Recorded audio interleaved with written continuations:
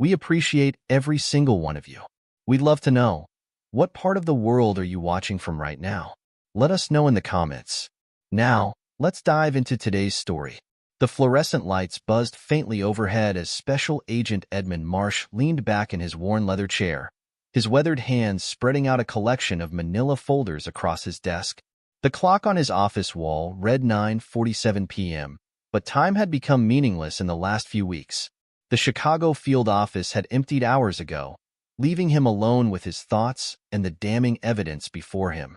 He picked up a photograph, a young woman, no more than 20, her face peaceful in death. Maria Santiago. The official report said accidental overdose, but Edmund's gut told him different. He'd seen enough victims in his 25 years with the Bureau's Human Trafficking Task Force to know when something wasn't right. "You deserved better," he muttered, touching the edge of the photograph. The girl had done everything right, escaped her captors, sought protection from the Chicago PD, specifically from Detective Clay Holloway. 48 hours later, she was dead. The sound of footsteps in the hallway drew his attention. His partner, Special Agent Joy Montgomery, appeared in the doorway, 2 cups of coffee in hand. "You're still here," she observed, placing 1 cup on his desk. Steam rose from the dark liquid, carrying the scent of the expensive beans she preferred. "Found something?" Edmund gestured to the timeline he'd constructed on his office wall. Red strings connected photographs, reports, and newspaper clippings spanning 2 decades. "It's not just Maria. Look at this pattern." Joy moved closer to the wall, her dark eyes scanning the information. All these victims passed through Holloway's precinct, and every single one died within days of making contact with law enforcement. Edmund stood, joining her at the wall. Overdoses, suicides, accidents, all neat and tidy explanations. "Too neat. Have you talked to Kendra about this?" Joy asked, mentioning his wife. "She might have insights from her liaison work." Edmund's jaw tightened imperceptibly. "She thinks I'm chasing shadows. Keeps pushing me to focus on retirement planning instead." A gentle knock interrupted them. Edmund's twins, Derek and Elena, stood in the doorway, still in their detective uniforms. Their presence was unexpected. They rarely visited him at work. "Dad," Elena started, her voice carrying an edge of concern that didn't quite reach her eyes. "Mom sent us. She's worried about you." Derek stepped forward, his stance unconsciously mirroring his sister's. "This investigation, people are talking. The department has procedures for handling these cases. You're stepping on toes." Edmund studied his children's faces. When had they become so invested in departmental politics? Their usual indifference to his work had shifted to an almost aggressive interest in recent weeks. "Since when do you two care about internal procedures?" he asked, keeping his tone neutral. "I remember a time when you both thought rules were made to be broken." Elena exchanged a quick glance with her brother. "Things are different now. We've grown up. We understand how the system works." "The system?" Edmund repeated, noting how his daughter's hand unconsciously moved to touch her badge. "Or the people running it." "You're retiring in 3 months, Dad," Derek cut in. "Why rock the boat now? These cases, they're complicated.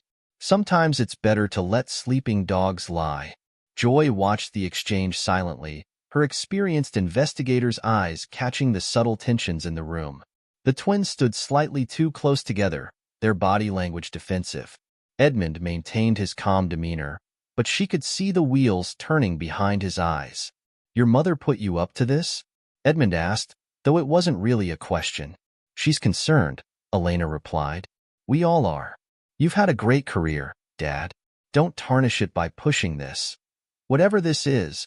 Edmund turned back to his wall of evidence, his voice quiet but firm. 23 women died after seeking help from law enforcement. They deserve answers. If that tarnishes my career, so be it. "You're being stubborn," Derek snapped, an uncharacteristic flash of anger crossing his face. "This isn't your problem to solve." "Every victim is my problem," Edmund replied, turning to face his children. "That's what you both used to believe too. What changed?" The twins shifted uncomfortably, their synchronized movement almost choreographed. Elena opened her mouth to respond, but Derek touched her arm, a silent signal. "We should go," he said. Just think about what we said, Dad. Please. Edmund watched them leave, their footsteps echoing down the hallway. Joy waited until they were out of earshot before speaking. That was interesting, she observed, sipping her coffee. Since when do they tag team you about cases? Edmund picked up Maria Santiago's photograph again, studying it intently. Since this case started pointing toward their precinct. Since I started asking questions about Holloway. You think there's a connection? I think, Edmund said slowly, that my children have never cared this much about my career choices before. I think my wife's sudden obsession with my retirement timing is oddly convenient. And I think Detective Holloway's name keeps coming up in ways that make me very uncomfortable. Joy moved to the evidence wall, tracing a red string from Maria's photograph to another victim. Want me to run background on the twins' recent cases? Edmund nodded, his expression grim. Quietly. Something's not right here, Joy. I can feel it in my bones. As if to punctuate his words, his phone buzzed with a text from Kendra. Coming home soon? We need to talk about your retirement party. Edmund stared at the message, then back at the wall of victims. 23 women who thought they'd found safety, only to die under suspicious circumstances. His gut told him this case would be his last, but not in the way his family seemed to want. Go home, Joy said softly. Get some rest. We'll dig deeper tomorrow. Edmund gathered his coat, his mind already mapping out next steps. As he left his office, Maria Santiago's photograph seemed to watch him go, her eyes holding secrets he was determined to uncover, no matter the cost.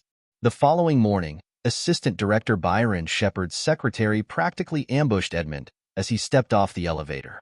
Her usually composed demeanor was ruffled, adding to the sense of urgency in her voice. Agent Marsh, Director Shepard needs you immediately. Secure conference room B. Edmund checked his watch, 7:30 a.m. Shepard rarely came in before 9. Whatever this was, it couldn't wait. The secure conference room hummed with technology, specialized white noise generators, signal blockers, and other countermeasures against surveillance. Shepard stood at the window, his broad shoulders tense under his perfectly tailored suit. He didn't turn when Edmund entered. Close the door, he ordered, his voice grave. What I'm about to show you doesn't leave this room. Edmund complied, noting the stack of files on the conference table, old files, judging by their worn edges and faded labels. A laptop sat open beside them, its screen showing what appeared to be DNA analysis results. You've been digging into Detective Holloway, Shepard stated, finally turning to face him. What made you start looking? Edmund chose his words carefully. Pattern recognition. Too many trafficking victims dying in protective custody. All connected to his precinct. Shepard nodded, as if Edmund had confirmed something. Remember the Gateway serial killings? Early 90s, Edmund replied automatically. Young runaways, mostly female. Strangled with some kind of wire or cord. Task force ran for years. Never caught the killer. He paused, a sudden connection forming. Holloway was on that task force. Not just on it, Shepard corrected, sliding over a yellowed newspaper clipping. He led it. Rookie detective makes good, becomes the face of the investigation. Press loved him. Edmund studied the photograph. A younger Clay Holloway standing at a podium, his face earnest and determined. Behind him, barely visible in the crowd, stood a familiar figure. Is that your wife? Shepard finished. Yes. She was working with victims' families back then. That's how she met Holloway. Edmund's mind raced, calculating dates. Kendra had been pregnant with the twins around that time. He'd been away frequently, working cases across state lines. Shepard tapped the laptop screen. New DNA technology just matched 3 of your trafficking victims to the Gateway cases. Same killer, same signature. And here's where it gets complicated. All these victims passed through Holloway's precinct before disappearing. Jesus, Edmund breathed, the implications hitting him hard. You think Holloway? I think, Shepard interrupted, that we need to be very careful how we proceed. This goes deeper than one corrupt cop. The Gateway Task Force had access to evidence, could control the narrative. If Holloway was involved, he had help, Edmund finished. Inside the department. Exactly. Shepard pulled out another file, this one marked with high security clearance stamps. We've been running surveillance on certain officers. The patterns we're seeing, it's organized. Professional. Edmund thought of his children's strange behavior, their sudden interest in his investigation. How high does this go? High enough that I'm putting together a joint task force with internal affairs. But we need to move carefully. These people have had decades to build their network, cover their tracks. A knock at the door made both men tense. Shepard's secretary entered, her face pale. Sir, Dr. Tina Page is here.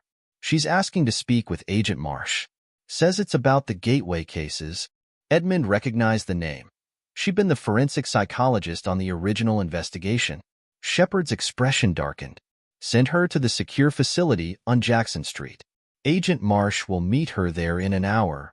After the secretary left, Shepard turned to Edmund, his voice low. Page tried to raise concerns about Holloway back then. Nobody listened. A week later, her daughter barely survived a hit and run. She took a sabbatical, moved across country, and now she's back, Edmund mused. Why now? That's what you're going to find out. Shepard gathered the files, securing them in a classified pouch. But Edmund, watch your back. These people have been operating in plain sight for years. They won't go down easily. Edmund thought of Maria Santiago, of all the other victims, of his wife's sudden anxiety about his retirement, his children's strange behavior. 25 years of marriage, and he'd never questioned why Kendra had been so insistent that the twins follow Holloway into law enforcement. Sir, he said, hand on the door. If this goes where I think it's going, we'll deal with that when we have to, Shepard replied. For now, focus on Dr. Page. Whatever brought her back to Chicago after all these years, it must be important. Edmund nodded, his mind already preparing for the meeting ahead. As he left the conference room, he couldn't shake the feeling that his final case was about to become far more personal than he'd ever imagined. The secure FBI facility on Jackson Street looked abandoned from the outside, a deliberate deception. Edmund parked 2 blocks away, taking a circuitous route on foot, checking for tails out of habit. The late afternoon sun cast long shadows between buildings, perfect cover for surveillance. Dr. Tina Page waited in interview room C, her appearance markedly different from the confident professional he remembered from old case photos. Her hair had gone completely gray, and her hands shook slightly as she arranged a thick file on the table before her. Agent Marsh, she greeted him, her voice barely above a whisper. Thank you for meeting me. I've been following your investigation into the trafficking cases. Edmund sat across from her, noting the security of her laptop, high-end encryption, multiple authentication devices visible. You've been gathering evidence.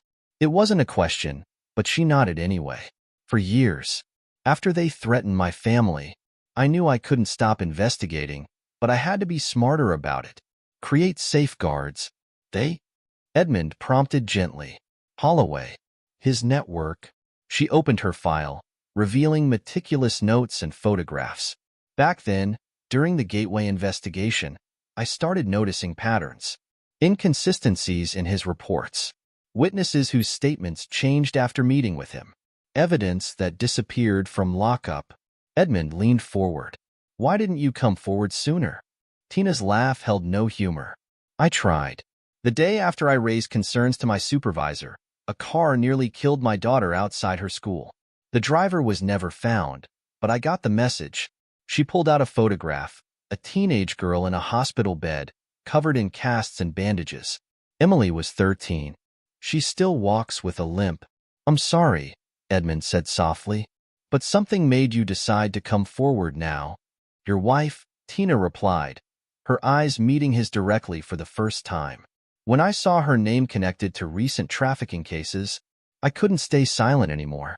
You need to understand what happened back then. Edmund felt a chill despite the room's warmth. What about my wife? Tina's hands shook as she pulled out another file. During the Gateway investigation, Kendra worked closely with the task force. She had access to victim profiles, family interviews, witness statements. At first, I thought she was just dedicated to her job, staying late, taking files home to review. She passed him a series of surveillance photos, Kendra entering and leaving the police station at odd hours, meeting with Holloway in out-of-the-way diners and parks. Then I noticed changes in the case files she handled. Witness statements that contradicted earlier versions. Evidence logs that didn't match my notes. When I started documenting these discrepancies, she touched her daughter's hospital photo. Well, you know what happened? Edmund's throat felt dry. When did you first suspect that she was working with Holloway? Or that she was carrying his children? The words hit Edmund like physical blows. He stared at Tina, unable to form a response. I'm sorry, she continued, her voice gentle. I thought, when she announced her pregnancy, I assumed you knew. She was working so closely with the task force, and you were away so often. The timing.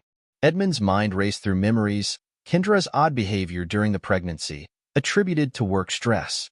Her insistence that the twins follow Holloway into law enforcement. Their striking resemblance to the detective, which he dismissed as coincidence. Why come forward now? He managed finally. Tina opened her laptop, typing rapidly. Because history is repeating itself.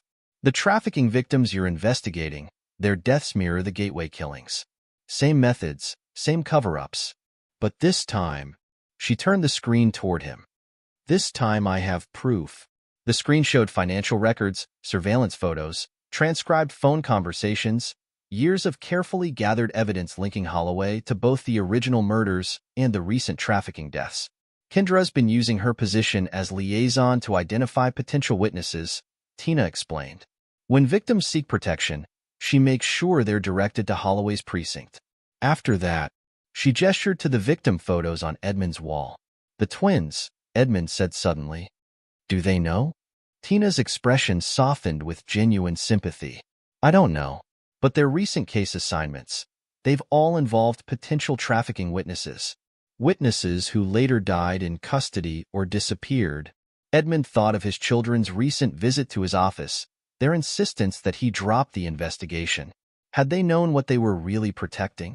I've arranged for all this evidence to be released to multiple sources if anything happens to me, Tina continued. Offshore servers, deadman switches, I learned from last time. But you need to be careful, Agent Marsh. These people, they've had decades to perfect their operation. They won't hesitate to eliminate threats. Even family? Edmund asked, though he already knew the answer. Especially family, Tina replied. They use those connections, exploit them. Your position in the FBI, your children's roles in the department. It's all part of their protection network. Edmund stood, needing to move. 25 years of marriage, built on lies. His children, not his children, possibly involved in covering up murders. An entire life constructed around deception. I need to know everything, he said finally, returning to his seat. From the beginning, Tina nodded, pulling out more documents. It started with the first Gateway victim in '94. Holly Martinez, 16, runaway. She made contact with Holloway, claimed she had information about a trafficking ring operating through Chicago. 2 days later, she was found strangled. She laid out photographs chronologically, young faces, all bearing the same ligature marks around their necks. The pattern was always the same. Victims would approach law enforcement with information about trafficking. Holloway would take point on their protection. Within days, they'd be dead. And Kendra's role? At first, she was just like me, trying to help victims. But Holloway... Tina paused, choosing her words carefully. He has a way of identifying people he can use. He saw something in Kendra, ambition maybe, or vulnerability. He started grooming her, sharing case details, making her feel special. Edmund remembered those early days, Kendra's excitement about her work, her admiration for the dedicated detective leading the Gateway Task Force. How had he been so blind? By the time she realized what was really happening, she was already compromised, Tina continued. And then she got pregnant. Holloway saw it as an opportunity, a way to ensure loyalty, to place his own people within law enforcement. The twins, Edmund muttered. He planned it all along. They were raised to idolize him, Tina confirmed. Their Uncle Clay, who helped shape their careers, guided their assignments. The perfect cover. Who would suspect a decorated detective mentoring his colleagues' children? A thought struck Edmund. The recent trafficking victims, Maria Santiago, and the others. Were they getting close to exposing something? Tina's expression grew grave. They weren't just random victims, Agent Marsh. They were starting to connect the present to the past. Maria especially, she had evidence linking current trafficking operations to the Gateway killings. Evidence that could have exposed decades of corruption. She pulled up another file on her laptop, surveillance photos of Maria meeting with various officers, including Derek and Elena. Your children were assigned to her protective detail. Whether they knew it or not, they helped deliver her right into Holloway's hands. Edmund felt sick. His twins, he couldn't help but still think of them that way. Had they knowingly participated in murder? Or were they just pawns in Holloway's game, like he had been? There's more, Tina said quietly. Your retirement party next month. It's not just a celebration. Edmund remembered Kendra's insistence on holding it at the Police Officers Association building, her careful management of the guest list. They're planning something. It's their chance to tie up loose ends, Tina confirmed. You're getting too close, asking too many questions. They can't risk you continuing the investigation after retirement. And Kendra? She's been meeting with Holloway more frequently in the past month. Tina's hands shook as she closed her laptop. Whatever's happening, they're getting nervous. You need to be careful. They've had decades to perfect their methods. Edmund thought of his office wall, covered in victim photos, the connections he'd been making. How many times had Kendra visited? Seen what he was working on? How much had she reported back to Holloway? What's your recommendation? He asked finally. Work with your task force, but trust no one outside it, Tina advised. Holloway has people everywhere, police, judiciary, even some federal agencies. I've survived this long by assuming everyone is compromised until proven otherwise. She handed him a small encrypted drive. Everything I've collected is here, evidence, connections, patterns, but be careful how you use it. Once they realize you know, they'll have to move against me, Edmund finished. Maybe they already are. His phone buzzed, a text from Kendra, finalizing guest list for retirement party. Need to discuss security arrangements. Tina saw his expression. Edmund checked his phone and frowned. Thank you, Dr. Page, for everything. I'll need time to process all this. She hesitated at the door. Remember, they're not just criminals, Agent Marsh. They're family. That makes them more dangerous, not less. Edmund watched her leave, thinking of Maria Santiago, of all the other victims, of his wife's recent nervous attention to his retirement plans, of his children's insistence that he drop the investigation. Family secrets, he was learning, could be the deadliest kind. Outside, the sun had set, casting Chicago's skyline in shadows. Edmund sat alone in the interview room, the weight of 25 years of lies pressing down on him. His last case had just become a race against time, not just to expose a criminal enterprise, but to survive his own family's betrayal. The Chicago Police Officers Association building stood imposing against the late afternoon sky, its brick facade weathered by decades of Lake Michigan winters. Special Agent Joy Montgomery adjusted her earpiece for the third time in as many minutes, watching unmarked vehicles take their positions around the perimeter. All units in position, crackled a voice in her ear. Awaiting your signal. From her vantage point in a surveillance van across the street, Joy could see guests arriving for Edmund Marsh's retirement party. Each face triggered a quiet confirmation from her team, officers from Internal Affairs, FBI agents, and carefully vetted members of the Chicago PD's anti-corruption unit. Target vehicle approaching, another voice reported. Black SUV, diplomatic plates. Joy watched Clay Holloway's vehicle pull into the reserved parking space. The detective emerged looking every inch the decorated officer. Silver hair perfectly groomed, uniform pristine, brass gleaming. Few would suspect the darkness that lay beneath that polished exterior. I have visual on the twins, her partner reported. Through the van's monitors, Joy watched Derek and Elena Marsh greeting guests at the entrance. Their smiles seemed genuine, but their eyes constantly scanned the crowd, a behavior she'd noted in countless surveillance operations. Her phone buzzed, a text from Edmund. Kendra insisting on making the arrangements herself, playing right into our hands. The past 3 months had been a careful dance of deception. After Dr. Page's revelations, Edmund had approached Joy with a plan so audacious it bordered on insanity. Instead of confronting his wife and children immediately, they would use his retirement party as an opportunity to expose the entire network. "It's perfect," he had explained during one of their secure meetings. "They think they're setting a trap for me, but they're really gathering all their conspirators in one place." The operation had required incredible precision.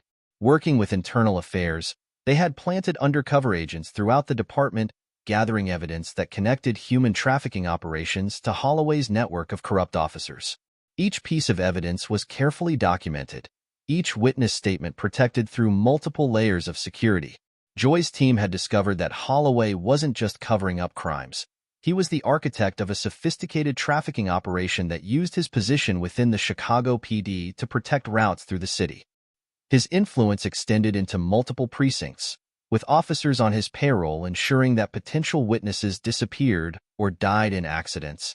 Through her earpiece, Joy heard the party getting underway. Edmund's voice carried clearly through the hidden microphone he wore. "I'm overwhelmed by this turnout. 25 years with the Bureau, and I never expected—" "Cut the modesty, darling," Kendra's voice interrupted. Joy noticed how Edmund's wife kept one hand possessively on his arm, playing the role of proud spouse. "You deserve every bit of recognition." The surveillance monitors showed Holloway working the room, sharing jokes with fellow officers, accepting congratulations on his protégé's success. The twins shadowed him like satellites, their movements so synchronized they appeared choreographed. "Package secured," came another whisper through Joy's earpiece. In the building's basement, a technical team had finished setting up the presentation that would expose everything: surveillance footage, financial records, DNA evidence linking Holloway to both the Gateway killings and recent trafficking victims. Joy checked her watch. 1 hour until the scheduled tribute presentation. 1 hour until years of careful investigation came to fruition. 1 hour until Edmund's world publicly shattered, though she knew his real grief had begun months ago with Dr. Page's revelations. Through the monitors, she watched Kendra approaching the podium, champagne glass in hand. The woman's confidence was remarkable. She truly believed this was her moment of triumph, her chance to humiliate the man she deceived for 25 years. "Remember," Joy spoke quietly into her comm unit, "we wait for the signal. No matter what happens, no one moves until Edmund gives the word." She thought back to the day Edmund had first shared his suspicions about the trafficking victims' deaths. How many lives might have been saved if they'd uncovered this conspiracy sooner?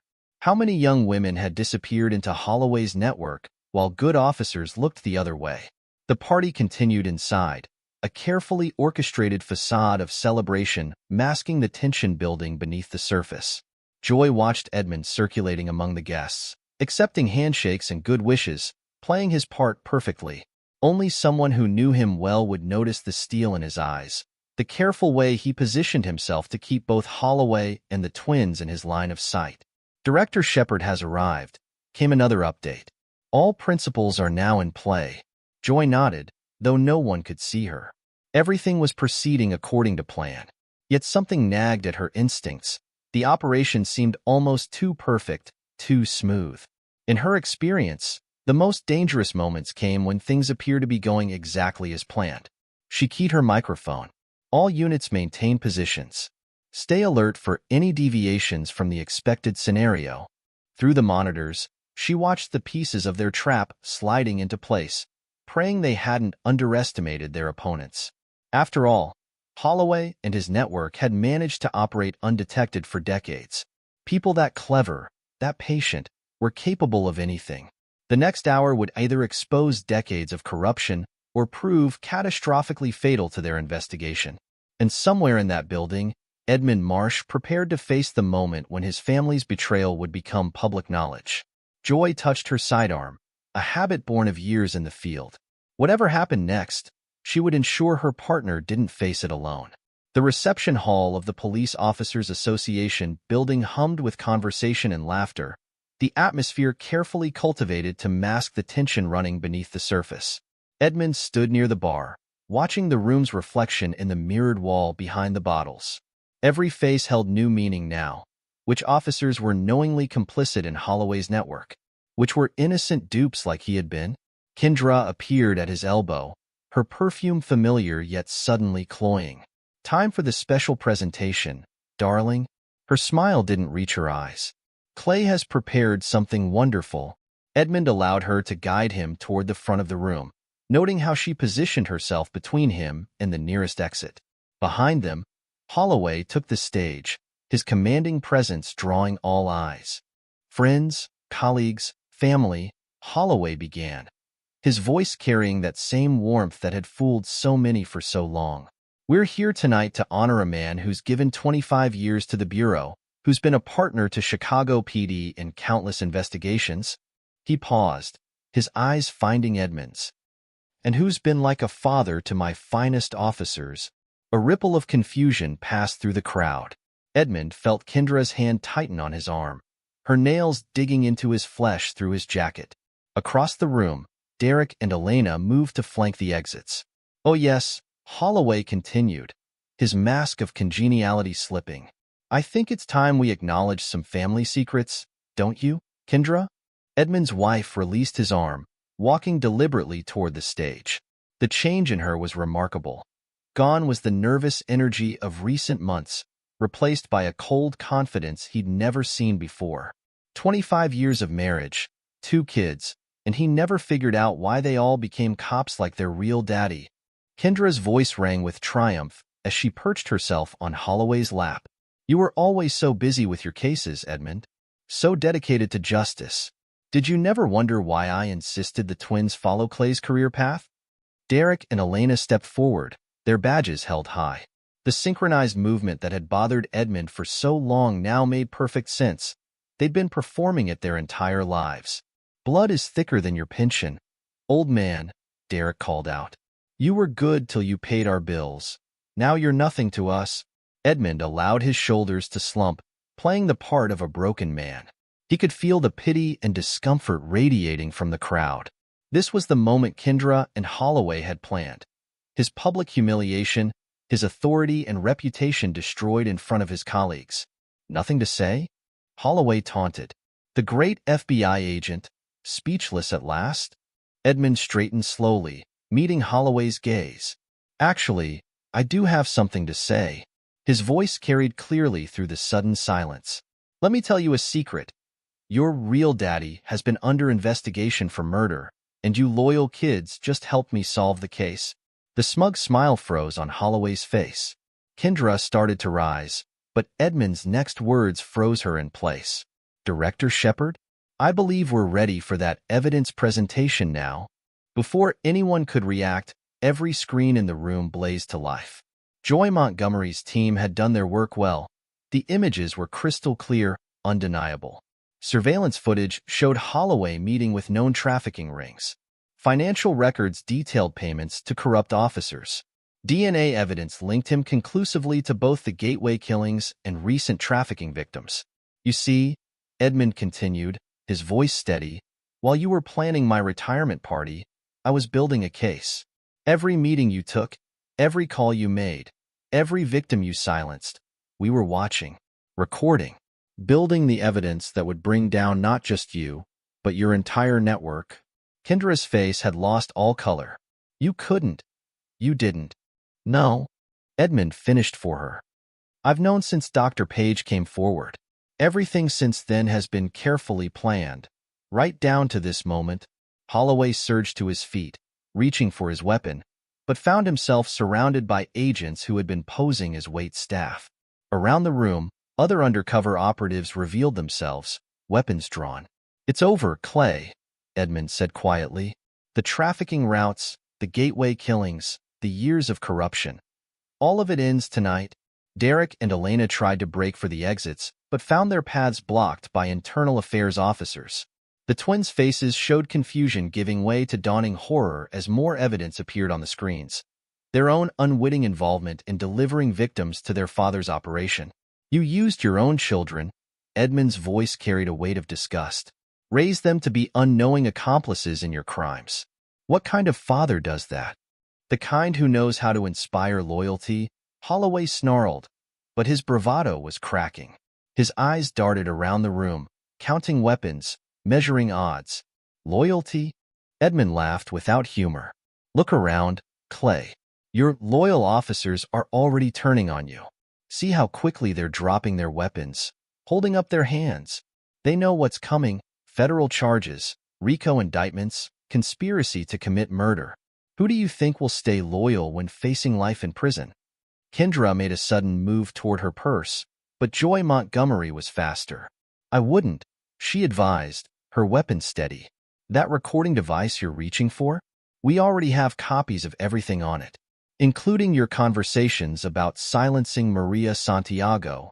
The mention of Maria's name sent a visible shudder through the room. Many of the officers present had known her, had watched her die in protective custody. Now they understood why. You really think this will stick? Holloway's voice dripped contempt. I've beaten investigations before. My contacts. Your contacts are being arrested as we speak, Edmund interrupted. While you were all here, federal agents were executing warrants across 3 states. Your entire network is coming down, Clay. The only question is who'll be first to cooperate in exchange for leniency. The twins stood frozen, their world collapsing around them. Elena's voice broke the tension. Dad, we didn't know. About the trafficking, the murders, we thought. You thought you were following in your father's footsteps, Edmund finished gently. In a way, you were. Just not the father you thought you were honoring. The screens surrounding the reception hall painted the room in a harsh electronic glow as Joy Montgomery methodically presented the evidence they'd gathered. Each new revelation drew gasps or muttered curses from the assembled officers, many of whom were only now realizing the true scope of corruption they'd been adjacent to. Surveillance footage from March 15th, Joy narrated as crystal-clear video played. Detective Holloway meeting with known trafficking operators at the Port of Chicago. The timestamp matched perfectly with shipping manifests displayed alongside. Manifests showing cargo containers that had passed through customs without inspection. Financial records spanning 2 decades. Another screen filled with transaction data, each entry meticulously annotated. Payments routed through shell companies, offshore accounts, all eventually tracing back to enterprises controlled by members of this department. Edmund watched his wife's face as the evidence mounted. Kendra sat rigid in a chair, flanked by federal agents, her carefully maintained facade crumbling with each new revelation. The woman he'd loved for 25 years was a stranger to him now. Most damning are the recordings, Joy continued, activating another screen. Kendra's voice filled the room, casual and businesslike as she discussed the disposal of potential witnesses with Holloway. The timestamps were recent, conversations about Maria Santiago and other trafficking victims who had died in custody. You'll notice, Joy pointed out, how these conversations align perfectly with case files from Detective Holloway's precinct. Each victim who sought protection was systematically isolated, their statements altered or destroyed before they met with tragic accidents. The technical team had done exceptional work, creating visual timelines that showed the pattern of corruption evolving over years. Red lines connected victims to officers, officers to payments, payments to trafficking operations. At the center of it all sat Holloway, his influence spreading like a cancer through the department. The Gateway serial killings weren't just unsolved cases. Edmund took over the presentation, his voice steady despite the emotion churning inside him. They were the foundation of this entire criminal enterprise. Young runaways who discovered too much, who threatened to expose the trafficking operations. They became Holloway's victims. More evidence appeared, DNA analysis linking Holloway to both the historic Gateway killings and recent trafficking victims. Dr. Page's meticulous documentation provided context, showing how the pattern had evolved from opportunistic murders to a systematic operation for silencing witnesses. Mrs. Singleton, Joy addressed Kendra formally. Your position as police department liaison wasn't just convenient cover. It was essential to the operation. She activated another set of recordings, Kendra's voice directing vulnerable witnesses away from legitimate protection and toward Holloway's precinct. You identified potential threats, Joy continued, used your position to gain their trust, then delivered them directly into the hands of their killers, all while maintaining the perfect image of a dedicated public servant. The twins sat apart from their mother now, their faces ashen as they watched video of themselves following Holloway's special assignments, unknowingly helping to isolate and control trafficking victims who later died in custody. Derek and Elena Marsh, Joy's voice softened slightly, were carefully positioned throughout their careers to support this operation, though evidence suggests they were unaware of its true nature. Their assignments, supervised by Detective Holloway, consistently involved handling witnesses who later disappeared or died under suspicious circumstances. Edmund watched his children. He couldn't help still thinking of them that way, as the full horror of their unwitting involvement became clear. Elena had her face in her hands, while Derek stared straight ahead, jaw clenched tight enough to crack teeth. The operation extended beyond Chicago. Joy continued, bringing up maps showing trafficking routes through multiple states. Detective Holloway's network included corrupt officers in neighboring jurisdictions, customs officials, even judges in some districts, all connected through a sophisticated system of payments and blackmail. She activated a final screen, showing a complex web of relationships and transactions. This map represents just the connections we've confirmed so far. Each line represents evidence that will stand up in federal court: witness statements, financial records, surveillance footage, DNA evidence, and more. The room had grown deathly quiet as the magnitude of the conspiracy became clear. Officers who had worked alongside Holloway for years now saw him for what he truly was: not just a corrupt cop, but a murderer who had built an empire on human suffering. I want to be very clear. Joy's voice carried authority and warning in equal measure. This investigation is ongoing. Anyone in this room who has information about these crimes has exactly one opportunity to cooperate. After tonight, the deals come off the table. Edmund watched as several officers shifted uncomfortably, their eyes darting between Holloway and the exits. The brotherhood of silence that had protected this corruption for so long was cracking under the weight of federal indictments. 25 years, he said quietly, but in the silence his voice carried. 25 years I investigated human trafficking while the answers were right in my own home. Every victim we couldn't save, every witness who disappeared. The truth was sitting across from me at dinner. Kendra finally broke her silence, her voice bitter. You were always so dedicated to your precious victims. Did you ever wonder why I stopped practicing law?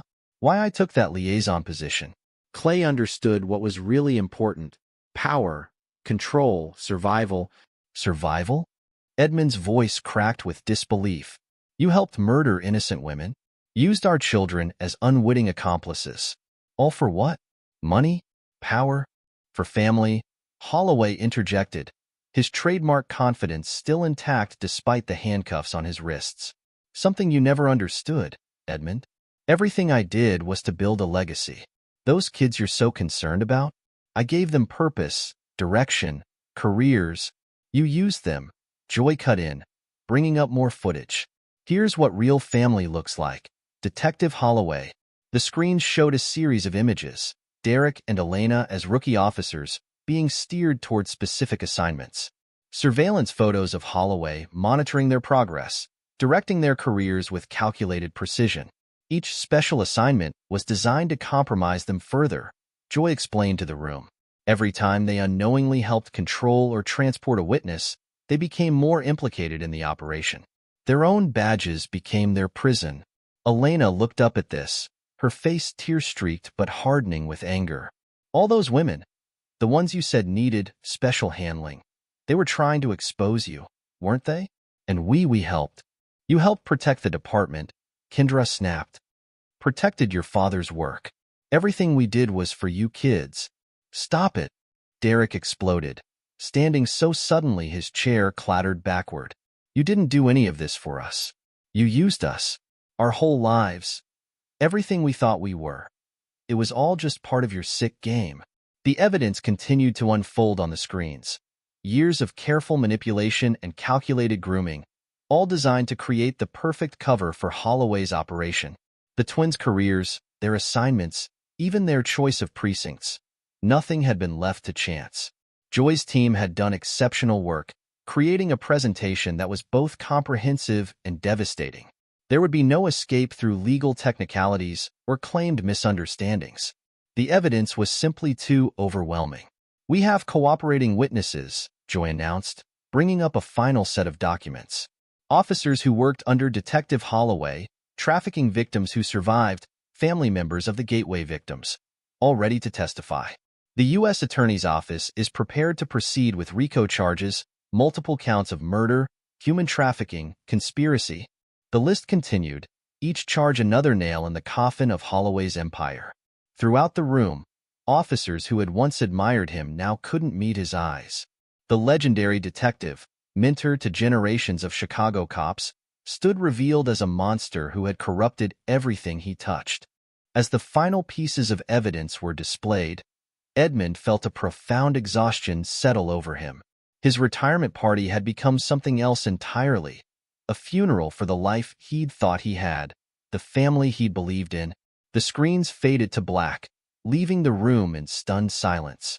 Decades of corruption, murder, and trafficking laid bare in a single evening. Lives destroyed, careers ruined, and at the center of it all, a family shattered beyond repair. Joy Montgomery stepped forward, her voice carrying the full authority of the federal government. Detective Clay Holloway, Kendra Singleton, you are under arrest. You have the right to remain silent. The familiar words echoed through the reception hall as more agents moved in. Edmund watched as his wife and her lover were led away in handcuffs, their empire of lies finally crumbling around them. Behind him, his children, victims themselves in so many ways, sat shell-shocked in the ruins of everything they'd believed about their lives.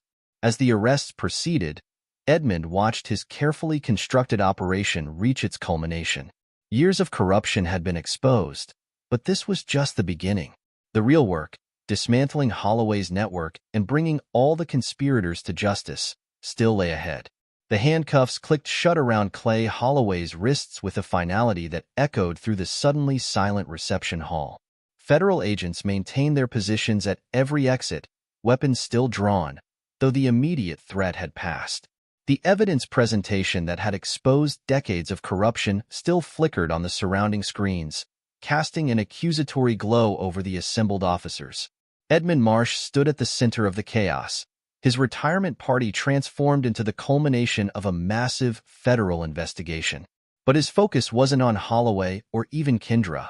His attention fixed solely on the twins, Derek and Elena, who sat shell-shocked at a nearby table. "Secure the prisoner," Joy Montgomery ordered, her voice carrying the full authority of the Bureau. As agents moved to escort Holloway away, Edmund approached his children. Everything that would happen next, the arrests, the processing, the inevitable media storm, could wait. This moment, this conversation, had to come first. "Dad." Elena's voice cracked on the word, uncertainty making her sound young again. The confidence she displayed earlier, when standing with Holloway, had evaporated in the face of undeniable evidence. "I need you both to listen carefully," Edmund said, pulling up a chair to sit across from them. Behind him, he could hear Kendra being read her rights, her usual poise replaced by bitter accusations and threats. He tuned it out, focusing entirely on the two people who were as much victims as anyone else in this case. "I've known about your paternity for months," he began, watching their faces closely, "since Dr. Page came forward with her evidence. But what you don't know, what you need to understand, is that your mother and Holloway have been using you from the beginning." Derek's jaw clenched, his hands gripping the edge of the table. "The special assignments, those women you were tasked with handling?" Edmund's voice remained gentle despite the horror of what he had to reveal. "The ones Holloway said needed special protection? You were unknowingly helping traffic young women, some of them younger than you." The color drained from Elena's face as the implications hit her. "Maria Santiago," she whispered. "She kept trying to tell me something about the department, about Uncle Clay. And you reported every conversation directly to him, just like you were trained to do," Edmund confirmed. "You both did exactly what they raised you to do. Follow orders, maintain the chain of command, trust your superiors. Those women," Derek's voice shook with dawning comprehension. "All those witnesses we processed, they all died in custody. Or disappeared. Every single one." Joy approached their table, tablet in hand. "I need to show you something," she said quietly, pulling up a series of case files. These are all the assignments you've handled over the past 5 years. Notice the pattern? The twins leaned forward, their faces illuminated by the screen. Each file showed a similar progression: vulnerable witnesses placed under their protection, subsequent reports noting increasingly erratic behavior, then final notations of death by overdose or suicide. You were their perfect cover, Joy explained. Second-generation cops, children of a respected FBI agent, protégés of a decorated detective. Who would question your reports? Who would look too closely at witnesses in your custody? Elena pushed away from the table abruptly, barely making it to a nearby trash can before being violently ill. Derek sat frozen, his eyes locked on the evidence of their unwitting complicity in countless deaths.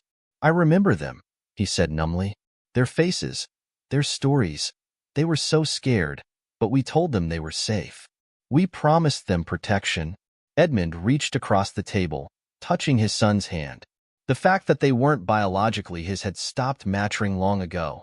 These were his children, and they were drowning in the horror of what had been done to them. Listen to me, both of you, he said as Elena returned, wiping her mouth with a trembling hand. You were used, groomed from birth for this role. Everything, from your career choices to your specific assignments, was orchestrated to make you perfect tools in their operation. Why? Elena's voice cracked. Why would they? Our own mother. Because it worked, Joy answered, her tone professional but not unkind. Your presence legitimized everything. Suspicious deaths in custody? Just unfortunate accidents, verified by the impeccable Marsh twins. Witness changing their story? Must be telling the truth to such respected young officers. Your badges didn't just make you part of their proud legacy. They made you the perfect unwitting accomplices. Through the windows, emergency lights painted the night in rotating patterns of red and blue. More law enforcement vehicles were arriving. This was only the beginning of what would become a massive operation to dismantle Holloway's network. What happens now? Derek asked, still staring at the case files that detailed their innocent participation in so many deaths. That depends partly on you, Edmund replied carefully. The U.S. Attorney's Office will want to talk to both of you. Everything you know about the department, about Holloway's operations, about these cases, it could be crucial to building an airtight case. They'll want to verify that you were truly unaware, Joy added. Dr. Page's evidence supports this. Her documentation shows how carefully you were manipulated, how information was compartmentalized to keep you in the dark. But your cooperation will be essential. Elena looked up, her face tear-streaked but hardening with determination. Those women, we owe them the truth. All of it. Everything we can remember about how the cases were handled, who was involved. It won't bring them back. Derek's voice was hollow. No, Edmund agreed. But it might help us save others. Holloway's network extends far beyond Chicago.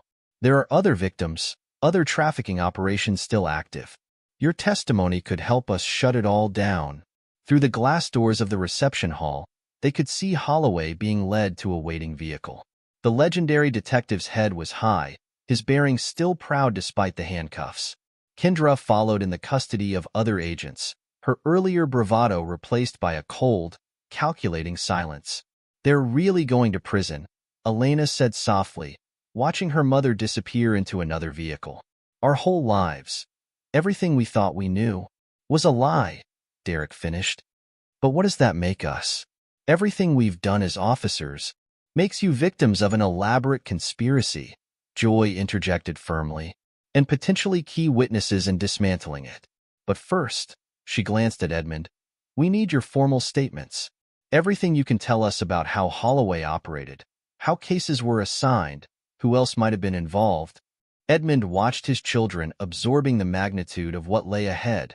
The statements, the investigations, the inevitable media scrutiny.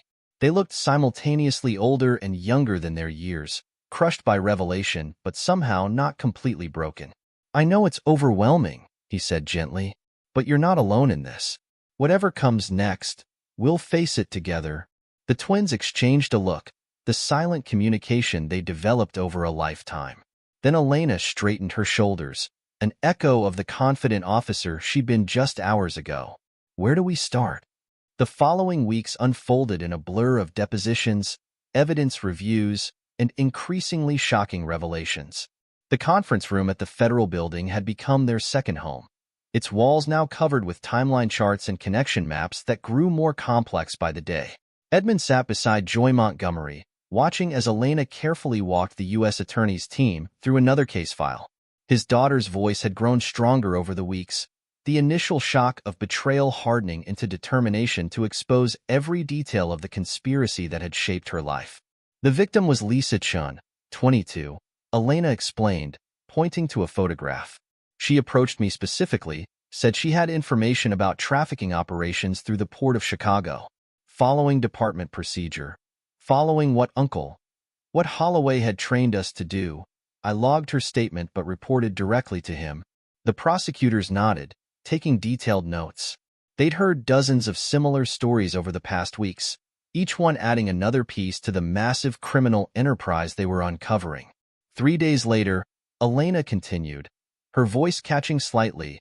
She died of an apparent overdose in protective custody. The toxicology report was signed by Dr. Marcus Webb. Webb, Joy noted, adding another name to their growing list of conspirators. He signed off on several similar cases, always ruling them accidents or suicides. In another room down the hall, Derek was working with internal affairs, methodically reviewing years of case assignments and departmental procedures.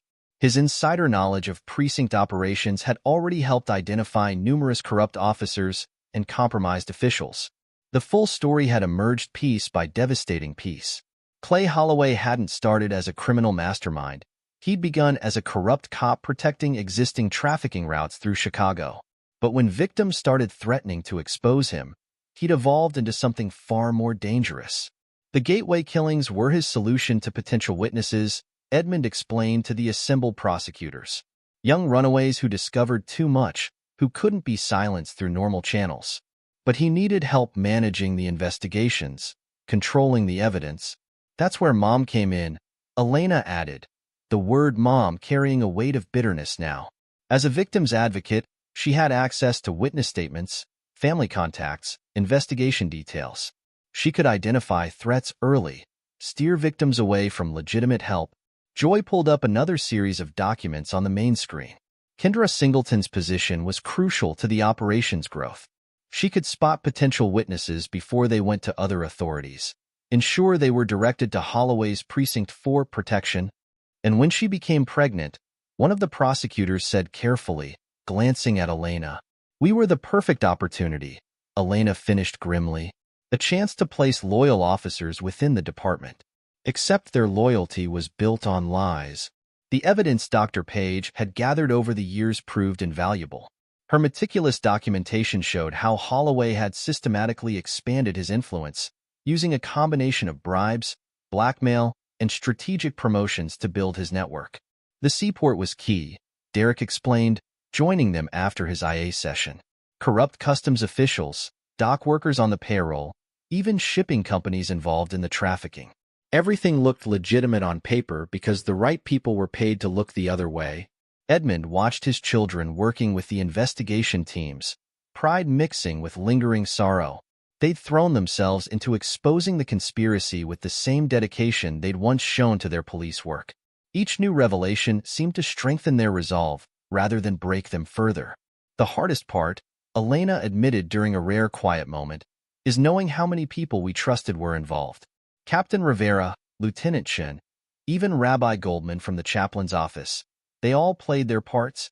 They preyed on that trust, Edmund reminded her. Used your integrity against you. The investigation had expanded far beyond Chicago, uncovering trafficking networks that spanned multiple states. Each new arrest led to more revelations, more connections, more evidence of how deep the corruption had spread. Dr. Page's system of offshore servers and deadman switches had protected her evidence until it was needed. Now that same evidence was helping prosecutors build an airtight case against not just Holloway and Kendra, but dozens of other conspirators.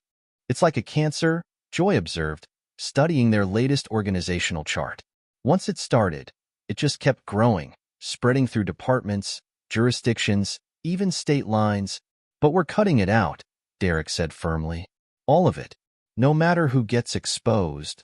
The twins had proven invaluable to the investigation, their intimate knowledge of department operations helping identify corrupt officers and compromise procedures.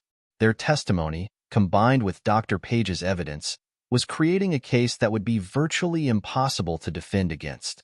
You should know, Joy told them one evening, your cooperation, plus the evidence showing you were unaware of the true nature of your assignments. The U.S. attorney is considering offering you immunity. Elena and Derek exchanged looks. We don't deserve special treatment, Elena said quietly. Those women died because of us. You were victims too, Edmund reminded them. Used by the people who should have protected you. Maybe, Derek acknowledged, but we still have a responsibility.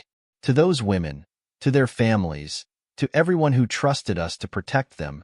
The reckoning continued, each day bringing new arrests, new evidence, new understanding of how extensive the corruption had become.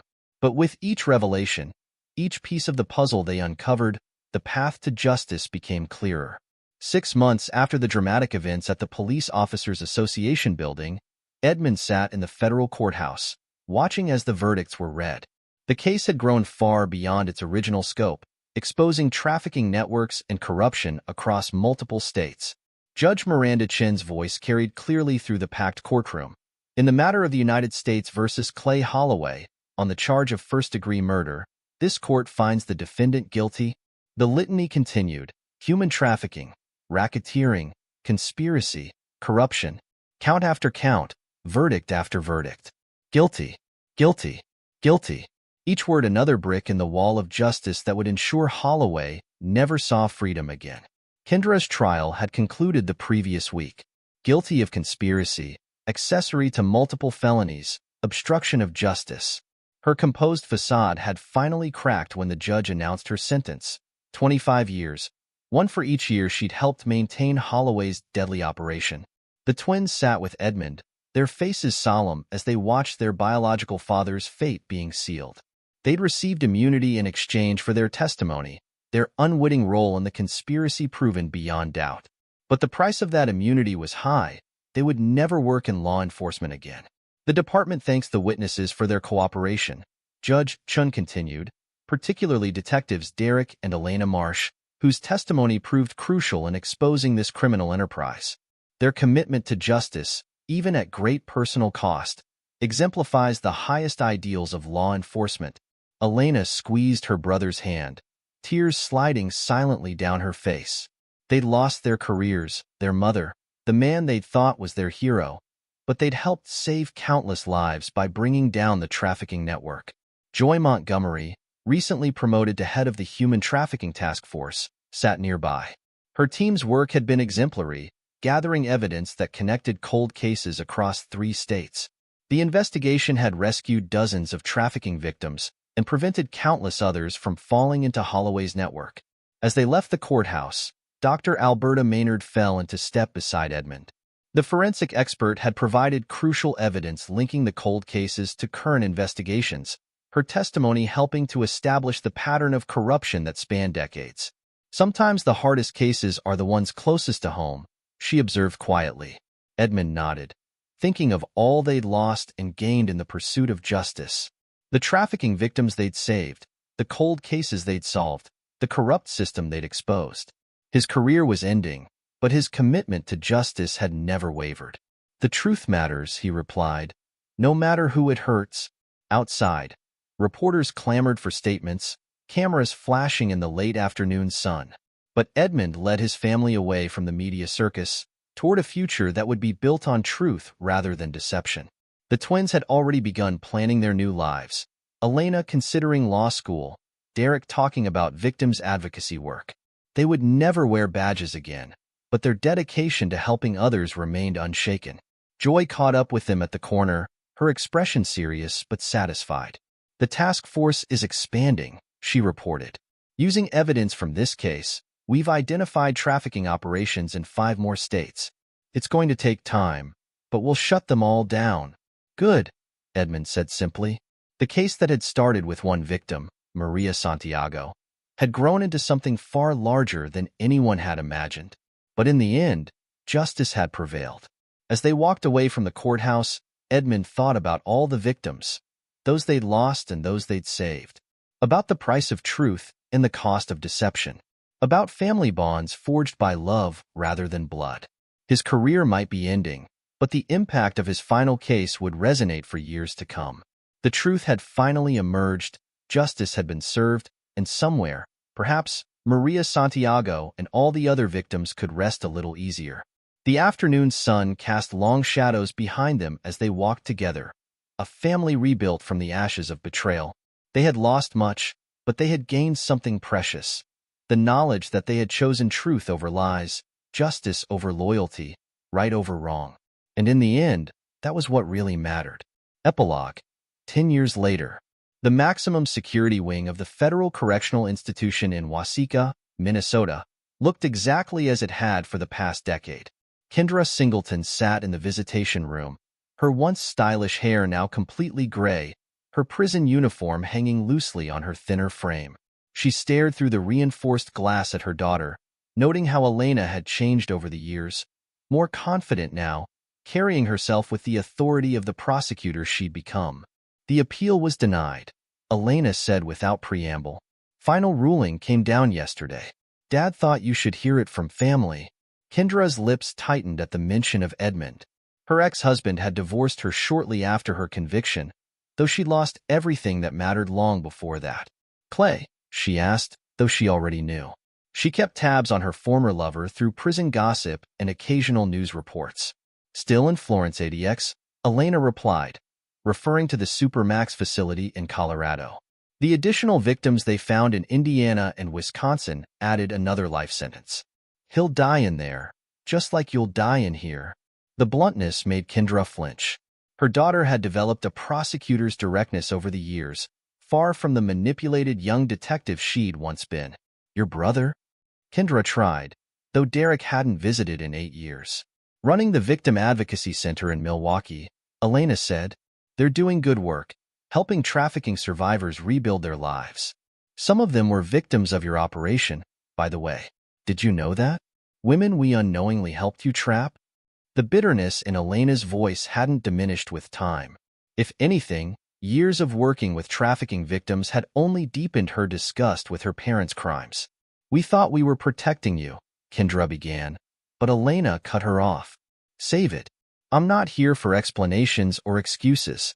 I'm here because in 2 months, I'm starting as head prosecutor for the new Federal Human Trafficking Task Force. Joy Montgomery recommended me for the position. A ghost of pride flickered across Kendra's face, quickly replaced by shame when she remembered her role in necessitating such a task force. Does it ever bother you? She asked suddenly. Working with the people who brought down your father? Elena's laugh held no humor. Clay Holloway was never my father. The man who raised me, who taught me about justice and truth, that's my father. Edmund Marsh showed us what real integrity looks like, even when it meant exposing his own family's corruption. Miles away in Colorado, Clay Holloway sat in his 7-by-12-foot cell in ADX Florence, America's most secure prison. The legendary detective who had once commanded respect throughout Chicago now spent 23 hours a day in solitary confinement. His only visitors were his lawyers, bringing news of yet another appeal denied. Another cold case connected to his operation, another layer of justice ensuring he would never breathe free air again. The investigation that had started with Edmund Marsh's retirement party had spiraled far beyond Chicago. Over the past decade, evidence from Holloway's operation had led to the dismantling of trafficking networks across 12 states. Hundreds of corrupt officials had been exposed, dozens of cold cases solved, and countless victims finally given justice.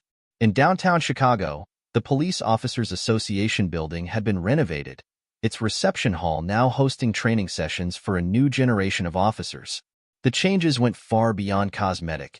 After the Holloway scandal, the department had undergone a complete overhaul. New oversight procedures, enhanced witness protection protocols, and mandatory anti-corruption training all bore the unofficial name, the Marsh Protocols, among veteran officers.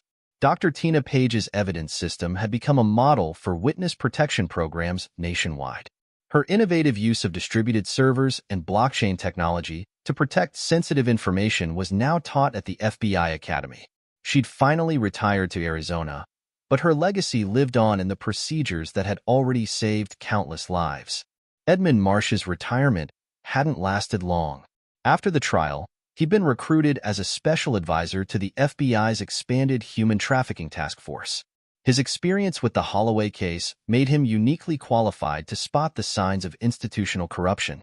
These days, he split his time between consulting on complex cases and teaching at the academy, sharing the hard-learned lessons from his final case. Joy Montgomery had risen to deputy director of the FBI's Criminal Investigation Division, her success with the Holloway case launching a meteoric career. She'd made combating human trafficking her personal mission, building on the networks and methods they developed during that pivotal investigation. The twins had found their own paths to redemption.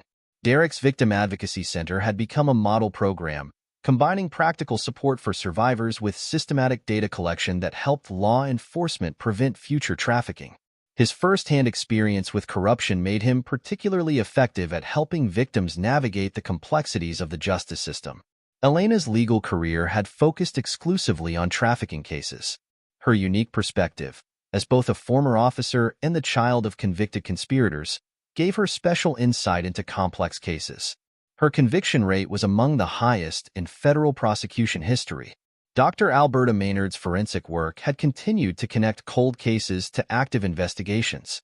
She developed new protocols for evidence preservation that helped ensure crucial details weren't lost to time or tampering.